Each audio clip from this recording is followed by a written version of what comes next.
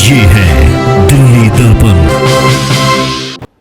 जैसा कि आप सबको पता है कि 2017 में जब एमसीडी के चुनाव हो रहे थे दिल्ली के अंदर, तो भारतीय जनता पार्टी ने उस समय के अपने जितने भी पार्षद थे सबकी टिकट काट दी थी और ये कहा था कि ये सारे पार्षद भ्रष्टाचार में पूरी तरह से डूबे हुए हैं, जनता में बहुत ही अलोकप्रिय हैं, इसलिए इन सबको हम सजा दे रहे हैं, इन सबकी टिकट काट रहे हैं।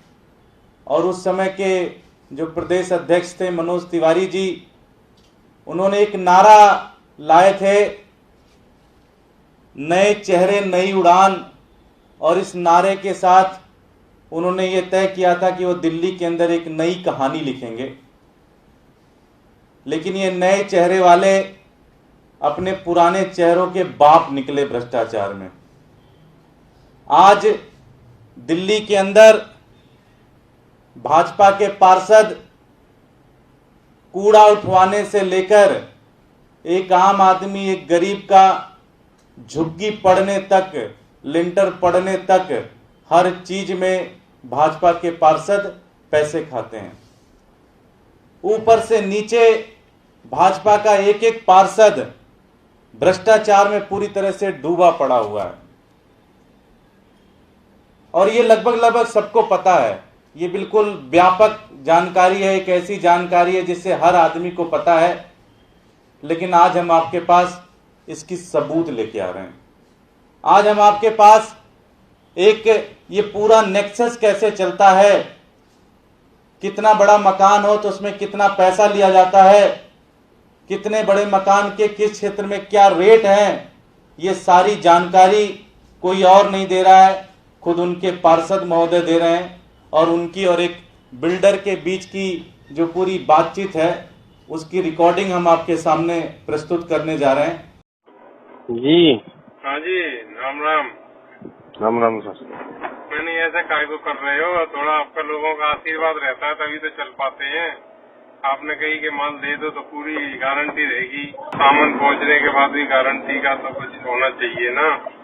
माल तो अपनी मर्जी से दे रहे हो आप, जो आप दे रहे हो रेट तय कर रहे हो, मैंने ले लिया, मैं मना तो नहीं कर रहा।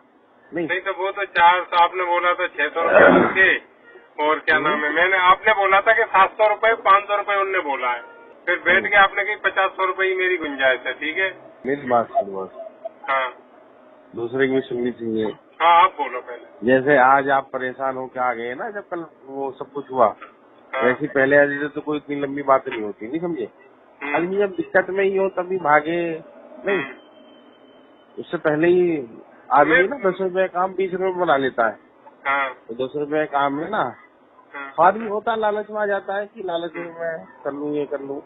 वही आदमी की छोटी सी रहती है कि यार सब आ रहे, दुनिया मिलने आ रही है और वो बंदा नहीं आ रहा। नहीं भाई, आपने 2-3 दिन फोन करा, ठीक है, अच्छी बात है। मैंने कहा अभी की बिजी है, उसके बाद तो मैंने कहा था कि ऑफिस में बैठ रहे, चले जाना। शिवम को भी बोला गया कि उसको बुलवा ले यार, वो कहाँ है, तो वो कह रहे जी वो बिजी है, कोर्ट वोट में लगा हुआ है। शिवम से पूछो, शिवम को हमने बोला था। तो मैं अरे 6 बजे के बाद कौन सी कोर्ट रहती है, 6 बजे के बाद कोर्ट नहीं रहती सर। तो 6 बजे तो निकल जाते हैं ना ये। 7 बजे तक निकलते हैं, 6:30-7 जो भी है। हाँ, निकल जाते हैं। जब मैं आता था तब ये निकल लेते थे, ये है। फिर मैंने कही चलो सैटरडे को तसल्ली से बैठेंगे, चाय पियेंगे।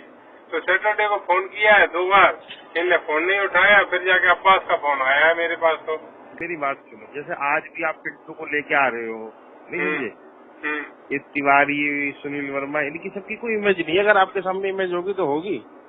ये दिनेश सिंह, ये सब ना बरसाती मेंढक है। इनको अपना 2-4 लाख रुपए मिल जाए, मौज लेते हैं। क्या को मतलब है, क्या कर रहे, नहीं करना नहीं।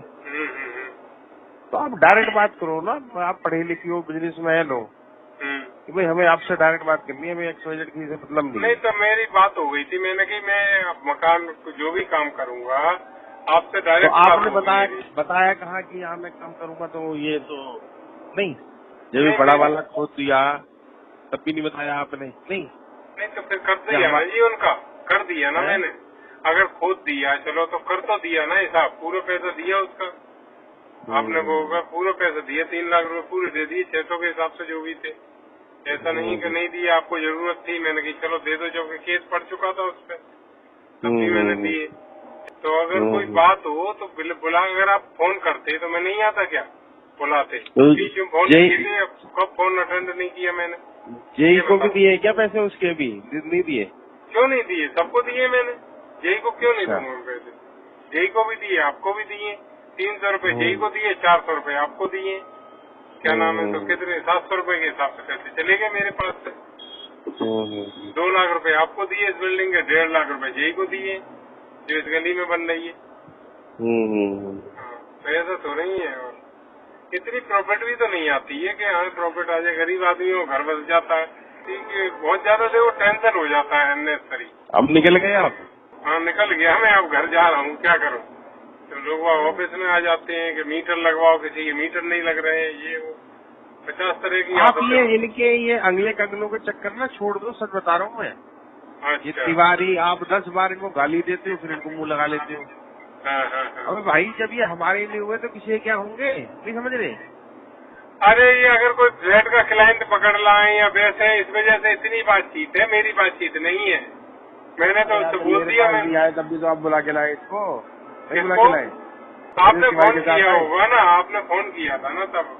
हाँ तो आप कहते हैं मैं मिल लूंगा जाके, खत्म बात। नहीं वो तो जहाँ आप मिल के गए तब भी मुझसे कह रहा कि 5-10 हजार रुपए दे दो, ऐसे आदमी। अच्छा नहीं एक बात बता रहा हूँ मैं कि सबकी भाई कोई इमेज नहीं है, बता दिया मैंने। सुनील माहौल या दिनेश सिंह हो, कुछ भी हो, कहीं मार्केट में बैठने लायक नहीं है ना। सुनील का अपना मकान बनना था इसलिए हमारे पीछे लग रहा था। ठीक है खैर जो भी करे नहीं करे, अभी 1-2 दिन का टाइम तो देखते हैं क्या होता। नहीं ये तो कहते हैं क्या नाम है कि अब हमसे पूछ के बनाया था ये, चलो जो भी गलती हो गई मेरे से, मैंने पूछ के भी बना लिया, बिना पूछ के बना लिया, पैसा दोनों हालत में दिया, पैसा दोनों हालत में ज्यादा खर्च हो गया, टेंशन भी हो रही है। हो सकता है मैं पांडे जी से अगर बैठ के बात कर लेता तो ज्यादा अच्छा रहता। अब गैप क्रिएट करने वाले तो यही लोग हैं, आपको मालूम है, गैप क्रिएट करने वाले। तो आप यार डायरेक्ट बात करो ना, गैप में हो नहीं। अब मेरे को अब्बास फोन कर रहा है, ये भी तो कर सकते थे कि आजा भाई, जब मैं फोन कर रहा हूँ तो फोन उठा लो। नहीं मेरी बात सुनो, अब्बास ही फोन करता है सबको, जिसको बुलाता है ना। हाँ लेकिन वो सीधा तो नहीं फोन कर रहा, वो तो सीधे डरा रहा है, धमका रहा है कि हाँ तुम्हारे वो नहीं है, पैसे नहीं दिए तुमने पूरे के, तुम्हारा वो जा रहा है, लेटर जा रहा है, ये जा रहा है, कंप्लेंट, और कंप्लेंट भेज दी थी। नहीं वो तो शिवम ने बताया होगा तुम्हें, शिवम तो बैठा हुआ था पूरा दिन कल। अरे शिवम को कुछ नॉलेज नहीं है बेचारे को, शिवम सीधा आदमी। 150 कच्चा मकान बनाया, 1.5 लाख रुपए दे के चला गया, कह रहा इतना ही है।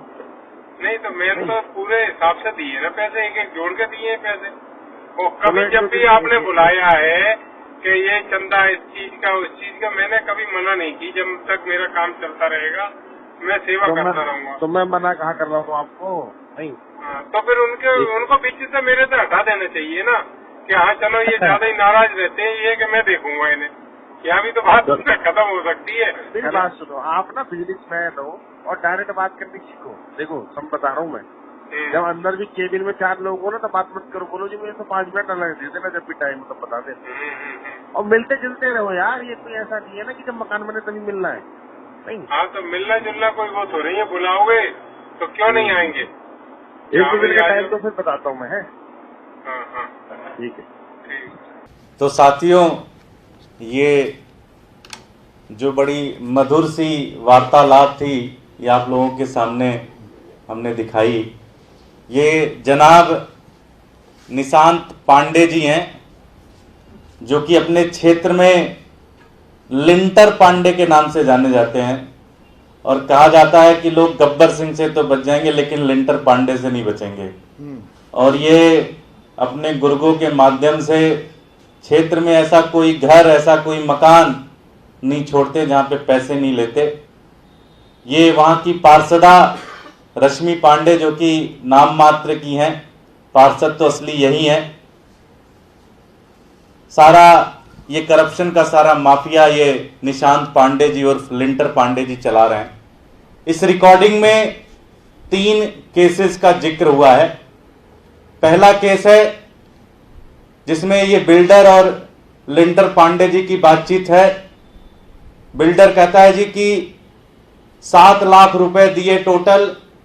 4 लाख रुपए लिंटर पांडे जी ने लिए, 3 लाख रुपए जेई जो वहां का जेई था उसने लिया। एक दूसरा मकान था जिसमें 2 लाख रुपए लिंटर पांडे जी को मिले और 1.5 लाख रुपए जेई को मिले। एक तीसरा केस जिस पे काफी लिंटर पांडे जी नाराज थे, उनका ही कोई दोस्त, उनका ही कोई साथी जो कि 150 गज का मकान बना रहा था, शिवम नाम का, कह रहे थे कि वो सिर्फ 1.5 लाख ही देके गया, पूरा हिसाब नहीं करके गया। तो ये भाजपा के पार्षदों की कहानी है और ये सबको पता है। बस आज हमने आपको रिकॉर्डिंग के माध्यम से ये सारी चीजें बता दी, ये सारी की सारी इंफॉर्मेशन आपके सामने रख दी। ये एक एक पार्षद भाजपा का इसी तरह से लिंटर पे 5 लाख रुपए, 10 लाख रुपए, 15 लाख रुपए दिल्ली के आम नागरिक को सता रहा है, दिल्ली के आम नागरिकों का खून चूस रहा है दिल्ली का पार्षद। हमारी 2 मांग है इसके ऊपर। पहला, भारतीय जनता पार्टी लिंटर पांडे और उनके पूरे गिरोह को अपनी पार्टी से बाहर निकाले और हमारी दिल्ली पुलिस से मांग है कि इनके खिलाफ FIR करके इनको तुरंत जेल में भेजा जाए। अगर ऐसा नहीं करते वो अगले 48 घंटे के अंदर, तो हम ये मानने को मजबूर हो जाएंगे कि भारतीय जनता पार्टी भी इसमें पूरी तरह से मिली हुई है। मैं अपने साथी रोहित मेहरोलिया जी जो कि वहां के विधायक हैं, ये उस क्षेत्र से बड़े जानकार हैं, इनका भी लिंटर पांडे जी से लगातार वास्ता पड़ता रहता है। मैं चाहूंगा कि ये भी 2 शब्द कहें।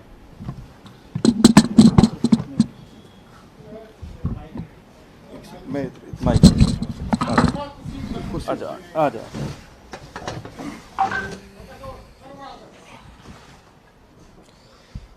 सभी को नमस्कार। वैसे तो सारी बातें दुर्गेश जी ने विस्तार पूर्वक आपको बता दी हैं कि किस प्रकार से भारतीय जनता पार्टी के पार्षद जिन्होंने तीनों निगमों को भ्रष्टाचार का अड्डा बनाया हुआ है और आम जनता ने बड़े भरोसे के साथ में इन लोगों को चुना था कि हमारे काम आएंगे, हमारे यहाँ क्षेत्र में विकास करेंगे, हमारे गली की सड़क बनवाएंगे या हमारे लाइट लगवाएंगे, अन्य जितने भी काम होते हैं, लेकिन उन सभी कामों को छोड़ के ये उल्टा जनता का खून चूसने में लगे हुए हैं।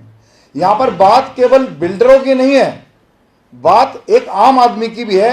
ऐसा कोई दिन नहीं होता कि मेरे ऑफिस में शिकायत नहीं आती है लिंटर पांडे भाई साहब की कि जो पार्षदा के जेठ हैं और जिनका आतंक आज वो आतंक के पर्याय बन चुके हैं। न्यू अशोकनगर वार्ड के अंदर पूर्वी दिल्ली नगर निगम का ये वार्ड है 4E, जहां से ये पार्षद जो हैं रजनी पांडे जी उनके जेठ हैं।